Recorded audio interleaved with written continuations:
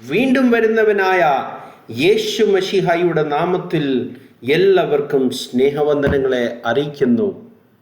എന്നെ ഈ മെസ്സേജിൽ കൂടെ ഇന്ന് കേൾക്കുന്ന എല്ലാ സഹോദരങ്ങൾക്കും കർത്താവായ യേശു ക്രിസ്തുവിൻ്റെ നാമത്തിലുള്ള സ്നേഹവന്ദനങ്ങൾ. കർത്താവിന് അതിയായി മഹത്വം ഉണ്ടാകട്ടെ. ഈ ഗ്രൂപ്പിൻ്റെ എല്ലാ അഡ്മിൻ സഹോദരങ്ങൾക്കും കർത്താവിൻ്റെ നാമത്തിൽ സ്നേഹത്തെ ഈ സമയത്ത് അറിയിക്കുന്നു. ഇന്നത്തെ നമ്മുടെ വിഷയം മഹാരാജാവ് ആയ മഹാദൈവം. മഹാരാജാവ് എന്ന് വെച്ചാൽ രാജാക്കന്മാരുടെ മേളിൽ ഉള്ള രാജാവ്. അവൻ്റെ മീതെ ഒരു രാജാവും ഇല്ല, ഒരേ മഹാരാജാവ് തന്നെ. അതുപോലെ തന്നെ മഹാദൈവം എന്ന പദം നോക്കിയാൽ മഹാദൈവം എന്ന് ഒരു ദൈവം മാത്രമേ ഉള്ളൂ. അവൻ പല ദൈവങ്ങളുടെ മേളിൽ ഉള്ള ദൈവം ആണോ? അല്ല, വചനം പറയുന്നത് അവൻ ദേവന്മാർക്ക് മീതെ ദൈവം ആണ്. ദേവന്മാർ പലരും ഉണ്ട്. ഈ ലോകത്തിൽ മനുഷ്യരായി വന്നവർ ദേവന്മാർ എന്ന് വിളിക്കപ്പെടുന്നു. സങ്കീർത്തനം 82:6 യോഹന്നാൻ 10:34 പറയുന്നു, "Ye are gods, you are the sons of the most high." എല്ലാവരും മനുഷ്യരായി വന്നവർ എല്ലാം ഗോഡ്സ് അല്ലെങ്കിൽ ദേവന്മാർ എന്ന പദത്തിൽ ആയിരിക്കുന്നു. അവർക്ക് ഓരോരുത്തർക്കും ആത്മീയമായ ചില ശക്തികളുണ്ട്, ആത്മീയമായ ചില അവർക്ക് ഉള്ള ഡെസ്റ്റിനി അവർക്ക് ഉണ്ട്. അവരെല്ലാവരും ദൈവത്തിൻ്റെ പുത്രന്മാർ എന്ന് വിളിക്കപ്പെടുവാൻ സാധ്യത ഉള്ളവരാകുന്നു. എല്ലാവരും ദൈവപുത്രന്മാർ ആയി തീരത്തില്ല, പക്ഷേ അവർക്ക് സാധ്യത ഉണ്ട്. ആദാം പാപത്തിൽ വീണപ്പോൾ അവനിൽ കൂടെ സകല സന്തതികൾക്കും, അതായത് മനുഷ്യന്മാരിലുള്ള എല്ലാ സന്തതികളിലും പാപം പ്രവേശിച്ചു എന്ന് പറയുന്നു. അവർ ജീവിപ്പിക്കുന്ന ദേഹിയായി തീർന്നു എന്ന് 1 കൊരിന്ത്യർ 15 പറയുന്നു. ആദ്യത്തെ ആദാം ജീവിക്കുന്ന ദേഹിയായി തീർന്നു, ലിവിങ് സോൾ ആയി തീർന്നു എന്ന് പറയുന്നു. അതിൽ കൂടെ അവനിൽ കൂടെ വരുവാനുള്ള എല്ലാ പുത്രന്മാരും "Ye are gods" അല്ലെങ്കിൽ നിങ്ങൾ ദേവന്മാർ എന്ന് വിളിക്കപ്പെടും എന്ന് നിയമത്തിലും പുതിയ നിയമത്തിലും പറയുന്നു എന്ന് വ്യക്തമായിട്ട് കർത്താവ് പറയുന്നുവല്ലോ. അപ്പോൾ ദേവന്മാർക്ക് മീതെ ഉള്ള മഹാദൈവം എന്ന് യഹോവയായ ദൈവം പഴയ നിയമത്തിൽ വിളിക്കപ്പെടുന്നു. അതുപോലെ തന്നെ 10 കൽപ്പനകളിൽ പറയുന്ന കാര്യം, യഹോവയായ കർത്താവല്ലാതെ നിനക്ക് ദേവന്മാർ ഉണ്ടാകരുത് എന്ന് പറയുന്നു. അപ്പോൾ ജാതികൾക്ക് ദേവന്മാർ ആണ് ദൈവം. അവർ ദേവന്മാരെ ആണ് ആരാധിക്കുന്നത്. ഈ ലോകത്തിൽ വന്ന മനുഷ്യരും അതിൻ്റെ മധ്യത്തിൽ മനുഷ്യരെ പോലെ തന്നെ മണ്ണിൽ പൊടിയായി തീർന്നവർ അവർക്ക് ദൈവങ്ങൾ ആകുന്നു, അല്ലെങ്കിൽ ദൈവത്തിൻ്റെ സ്ഥാനത്ത് ആകുന്നു, അല്ലെങ്കിൽ ദൈവത്തിൻ്റെ വെളിപ്പാടുകളാകുന്നു. പക്ഷേ വചനം നമ്മളോട് പറയുന്നു, വചനം ദൈവമായിരുന്നു, വചനം ജഡമായി തീർന്നു. അങ്ങനെ ഒരു പ്രത്യക്ഷത മാത്രം, ഒരു മാനിഫെസ്റ്റേഷൻ മാത്രത്തിൽ നമ്മൾ വിശ്വസിക്കുന്നു.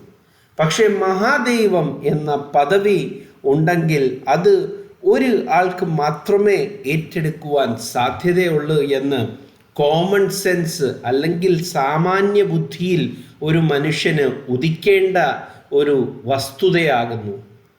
ഒരു കോളേജിൽ 2 പ്രിൻസിപ്പൽ ഉണ്ടാകാൻ സാധ്യതയില്ല.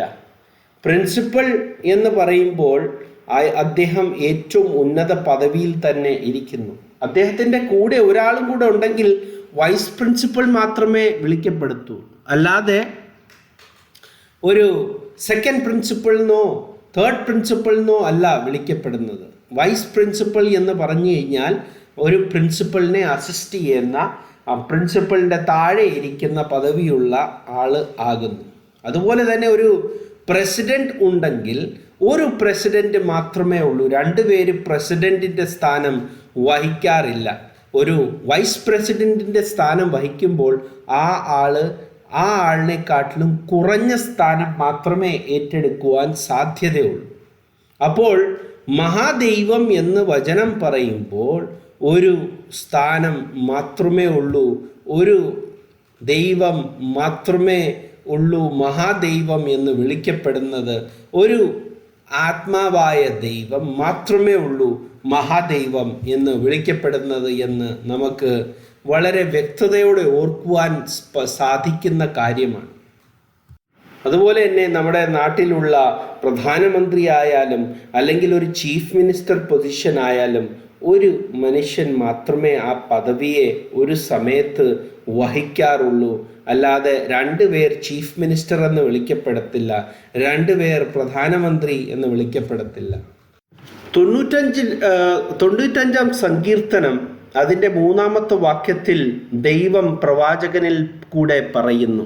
പ്രവാചകൻ ആരാകുന്നു? 1 പത്രോസ് അതിൻ്റെ 1:10 മുതൽ 11 വരെയുള്ള വാക്യങ്ങളിൽ പറയുന്നു, പ്രവാചകന്മാർ സംസാരിച്ചത് ക്രിസ്തുവിൻ്റെ ആത്മാവിൽ കൂടെ ആകുന്നു എന്ന് പറയുന്നു.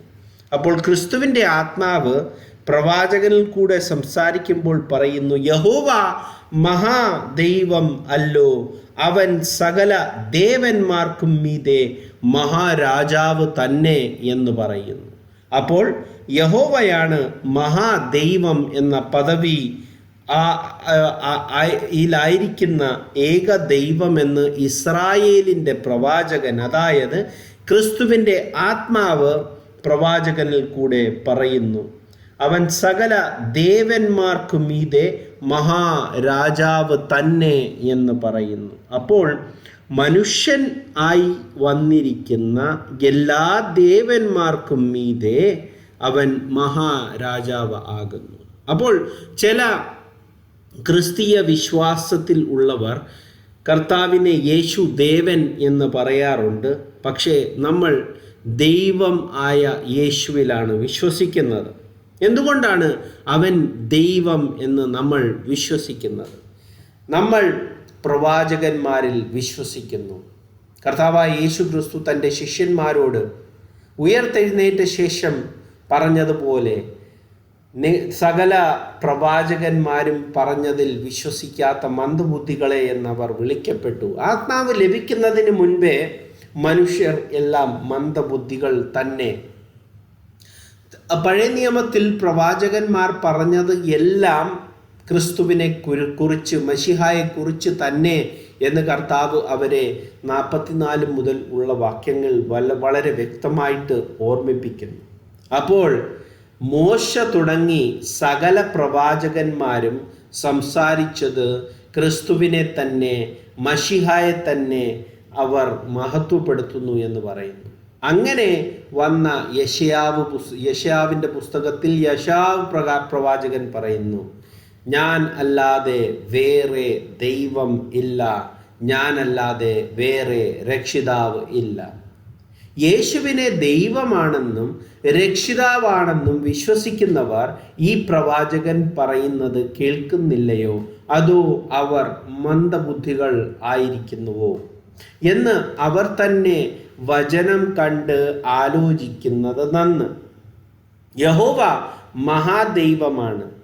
യഹോവയ്ക്ക് ഒരു ജൂനിയർ ദൈവം ഉണ്ടോ? ചെറിയ കുട്ടി ദൈവം ഉണ്ടോ? ഇല്ല എന്ന് തന്നെ വചനം പറയുന്നു. ഞാനല്ലാതെ നിനക്ക് ദേവന്മാർ ഉണ്ടാകരുത്, ദൈവങ്ങൾ ഉണ്ടാകരുത് എന്ന് വളരെ വ്യക്തമായിട്ടുള്ള വചനം പറയുന്നു. മോശ തുടങ്ങി, അതായത് ആദ്യത്തെ 5 പുസ്തകത്തിൽ എല്ലാം വെളിപ്പെടുത്തിയത് മോശ ആയ പ്രവാചകനാണ്. ആ മോശ എഴുതുന്നു, ഞാനല്ലാതെ നിനക്ക് വേറെ ദേവന്മാർ ഉണ്ടാകരുത്, ദൈവങ്ങൾ ഉണ്ടാകരുത്, ഞാൻ തന്നെ നിന്റെ ദൈവം. ഇസ്രായേലെ കേൾക്ക, യഹോവ ദൈവമാകുന്നു, യഹോവ ഏകൻ തന്നെ എന്ന് പറയുന്നു. അതുപോലെ തന്നെ പുതിയ നിയമത്തിൽ പറയുന്നു, കർത്താവ് ആയ ദൈവം, അതായത് ഒരു ദൈവമേ ഉള്ളൂ, ആ ദൈവമാണ് കർത്താവ് ആയത്, ആ കർത്താവ് ഏകൻ തന്നെ എന്ന് വളരെ വ്യക്തമായിട്ട് മർക്കോസിൻ്റെ സുവിശേഷം 12-ന്റെ 28 മുതലുള്ള വാക്യങ്ങളിൽ പറയുന്നു. അപ്പോൾ സകല പ്രവാചകന്മാരും അപ്പോസ്തോലന്മാരും ഒരേ മഹാദൈവത്തെ പ്രസംഗിക്കുന്നു. പക്ഷേ രക്ഷകൻ എന്ന നിലയിൽ, ദേവൻ എന്ന പദവിയിൽ, അതായത് മനുഷ്യൻ എന്ന സ്വരൂപത്തിൽ കർത്താവ് കടന്നു വന്നു. അതായത് വചനം ദൈവമായിരുന്നു, വചനം ജഡമായി തീർന്നു, ഈ ലോകത്തിൽ ഒരു പദവി ഏറ്റെടുത്തു. ഇന്ന് യേശുദേവൻ ഉണ്ടോ? ഇല്ല. എന്തെന്ന് വെച്ചാൽ അവൻ മനുഷ്യ പദവിയിൽ അല്ല ഇന്നിരിക്കുന്നത്. പൗലോസ് വളരെ വ്യക്തമായിട്ട് പറയുന്നു, രണ്ടാമത്തെ ആദാം ആദിയിൽ പോലെ അവൻ ജീവിപ്പിക്കുന്ന ആത്മാവായി തീർന്നു. ആരാണ് ജീവിപ്പിക്കുന്ന ആത്മാവായി തീർന്നത്? ജീവിപ്പിക്കുന്ന ആത്മാവ്, അതായത് മറ്റുള്ളവർക്ക് ജീവൻ നൽകുന്നവൻ, സകലവും സൃഷ്ടിച്ചവൻ, സകലവും അവന് വേണ്ടിയും അവൻ മുഖാന്തരവും അവനാലും സൃഷ്ടിക്കപ്പെട്ടു എന്ന് വചനം വളരെ വ്യക്തമായിട്ട് പറയുന്നു.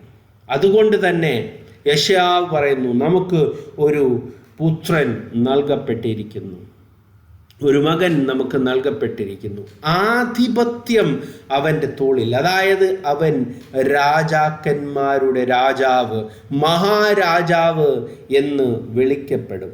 അവൻ സർവശക്തനായ ദൈവം തന്നെയാണ്.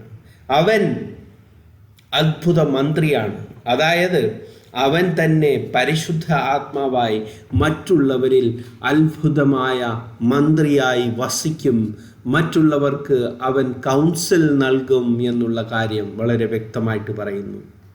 അവൻ നിത്യപിതാവെന്ന് വിളിക്കപ്പെടുമെന്ന് പറയുന്നു. നിത്യപിതാവ്, ഫാദർ ഓഫ് ഇറ്റർണിറ്റി. ഇപ്പോൾ ഞാൻ കുറച്ച് ദിവസം മുമ്പേ ഒരു വലിയ പാസ്റ്റർ, വലിയ ഡിബേറ്റ് ചെയ്യുന്ന ഒരു പാസ്റ്റർ പറഞ്ഞു, നിത്യ പിതാവെന്ന വാക്യമില്ല, ഫാദർ ഓഫ് ഇറ്റർണിറ്റി എന്ന് മാത്രമേ അതിന് അർത്ഥം വരൂ, നിത്യപിതാവെന്ന വാക്കില്ലെന്ന് പറഞ്ഞു. അപ്പോൾ കണ്ണിൽ പൊടിയിടുന്ന ഇങ്ങനത്തെ ചതിയന്മാർ ഈ ലോകത്ത് ഉണ്ടെന്ന് മനസ്സിലാക്കുക. ഇറ്റർണിറ്റി എന്ന് പറഞ്ഞാൽ നിത്യത, ഇന്നലെയും ഇന്നുമില്ലാത്തവൻ, എന്നേക്കും ഉള്ളവൻ എന്ന് തന്നെയാണ് ഇറ്റർണിറ്റിയുടെ അർത്ഥം. അത് രണ്ടും വേറെ വേറെ അർത്ഥമാണെന്ന് നമ്മുടെ മുഖത്ത് നോക്കി കള്ളം പറയുന്ന പ്രവാചകന്മാരും പാസ്റ്റർമാരും ഈ ലോകത്തിൽ ഉണ്ട്. എങ്ങനെങ്കിലും അവൻ പിതാവല്ല എന്ന് അവർക്ക് പ്രൂവ് ചെയ്യാൻ വളരെ ബുദ്ധിമുട്ടുന്നു. ഇറ്റർണിറ്റി, ഫാദർ ഓഫ് ഇറ്റർണിറ്റി എന്ന് വെച്ചാൽ അവൻ എന്നേക്കും പിതാവാണ്. അവൻ ഇന്നലെയും പിതാവാണ്, അവൻ ഇന്നും പിതാവാണ്. അവൻ ഈ ലോകത്ത് വന്നപ്പോഴും ആത്മാവായ പിതാവായിട്ട് തന്നെ പുത്രൻ്റെ പദവിയിൽ രക്ഷയുടെ വേല ചെയ്തു എന്ന് പറയുന്നു. പിതാവ് എന്നിൽ വസിച്ചുകൊണ്ട് തൻ്റെ വേലയെ ചെയ്യുന്നു. സർവശക്തനായ ദൈവം, എല്ലാത്തിനും മീതെ ഉള്ളവൻ, എല്ലാത്തിലും നിറഞ്ഞു നിൽക്കുന്നവൻ ആയിരിക്കുന്നവൻ ഈ ലോകത്തിൽ വെറുമൊരു മനുഷ്യൻ്റെ ശരീരത്തിൽ നിന്ന് ഈ രക്ഷയുടെ പ്രവൃത്തിയെ ചെയ്തു. അപ്പോൾ അവൻ സക്കറിയാവിൻ്റെ പുസ്തകത്തിൽ, അന്നാളിൽ യഹോവ സകല ഭൂമിക്കും രാജാവായി തീരും, അന്ന് യഹോവ ഏകനും അവൻ്റെ നാമം ഏകവും ആയിത്തീരുമെന്നുള്ള ആ പ്രവചനത്തെയും ഫുൾഫിൽ ചെയ്തു.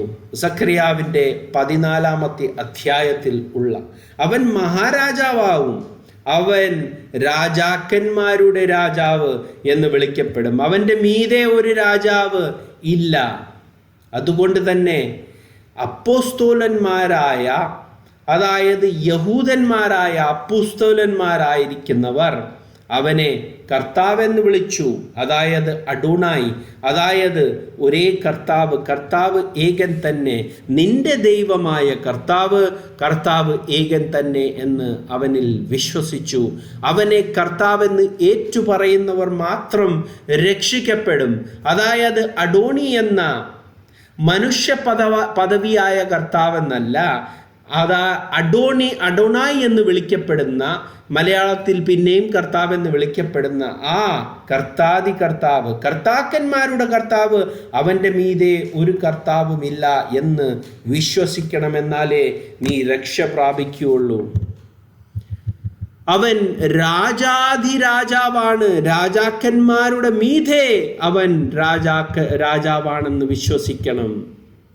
അവൻ മഹാദൈവമാണെന്ന് വിശ്വസിക്കണം എന്ന് പൗലോസ് തീത്തോസിന് എഴുതിയ ലേഖനം അതിന് 2:11 പറയുന്നു. സകല മനുഷ്യർക്കും രക്ഷാകരമായ ദൈവകൃപ ഉദിച്ചുവല്ലോ. സകല മനുഷ്യർക്കും, അതായത് സകല ദേവന്മാർ എന്ന് വിളിക്കപ്പെടുന്നവർക്കും രക്ഷാകരമായ ദൈവകൃപ ഉദിച്ചുവല്ലോ. നാം ഭാഗ്യകരമായ പ്രത്യാശയ്ക്കായിട്ടും മഹാദൈവവും നമ്മുടെ രക്ഷിതാവുമായ യേശു ക്രിസ്തുവിൻ്റെ തേജസ്സിൻ്റെ പ്രത്യക്ഷയ്ക്കായിട്ടും കാത്തുകൊണ്ട് ഭക്തികേടും പ്രപഞ്ചമോഹങ്ങളും വർജിച്ചിട്ട് ഈ ലോകത്തിൽ സുബോധത്തോടും നീതിയോടും ദൈവഭക്തിയോടും കൂടെ ജീവിച്ചു പോരേണ്ടതിന് ഇത് എഴുതി അറിയിക്കുന്നു. ഒരു യഹൂദൻ ആയിരുന്ന അപ്പോസ്തോലൻ, പഴയ നിയമത്തിൽ വളരെ പ്രാവീണ്യമുള്ളവൻ, അന്നത്തെ ഏറ്റവും വലിയ ടീച്ചറിൻ്റെ കൂടെ പഠിച്ചവൻ പൗലോസ്, അതായത് ശൗൽ ആയിരുന്നവൻ, ഗമാലിയേലിൻ്റെ ഏറ്റവും ഇഷ്ടപ്പെട്ട ശിഷ്യനായിരുന്നവൻ, അടുത്ത മഹാപുരോഹിതൻ വരെ ആയിരിക്കുവാൻ അവന് കഴിവുണ്ടായിരുന്നു.